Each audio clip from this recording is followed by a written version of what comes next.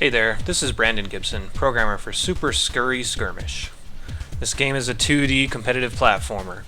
The objective is simply to not die by falling off the screen or getting killed by environmental hazards. Each character has 2 unique abilities, as well as a unique jump, and a nudge that they can use to push the other players around. The stages are designed for players to have to jump or use their abilities to avoid falling off the screen or running into a hazard. The stages also endlessly loop, meaning that any ability that modifies the stage will continue to loop along with the level, so your own abilities might come back around to hurt you if you're not careful. The level's scroll speed will gradually increase, forcing more action and more improvisation from the players as time goes on.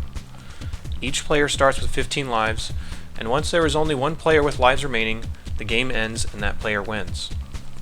Next to the life count for each player are the cooldown or power meters for their abilities and jumps. The game is played with Xbox controllers, and it supports up to 4 players. This is the character select screen.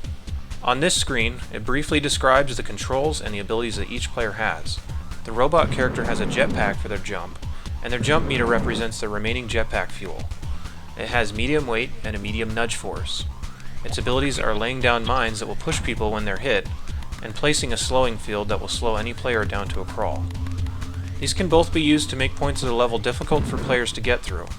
The level modification that the robot is designed for will often favor this character, as they can generally take any path more safely than the other characters. The ninja character has a basic jump and a wall jump.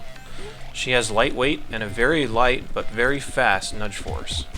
Her abilities are a dash ability that can be used to zip to another location, as well as an immunity ability that will make her immune to all hazards. The most common way to attack with the ninja is to use immunity and spam the B button to quickly nudge people off the screen.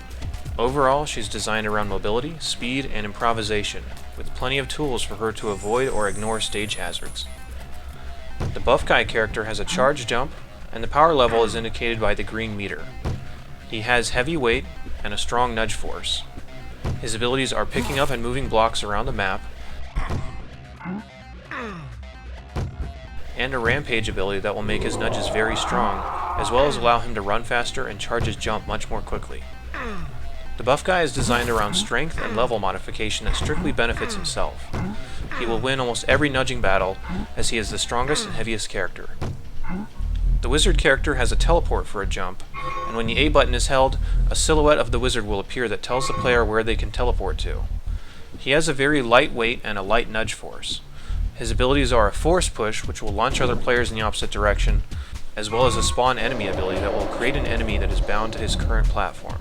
The enemies will kill players if they're touched, and along with the hard-to-predict teleporting and force push abilities, the wizard is a very treacherous character designed around careful timing and planning.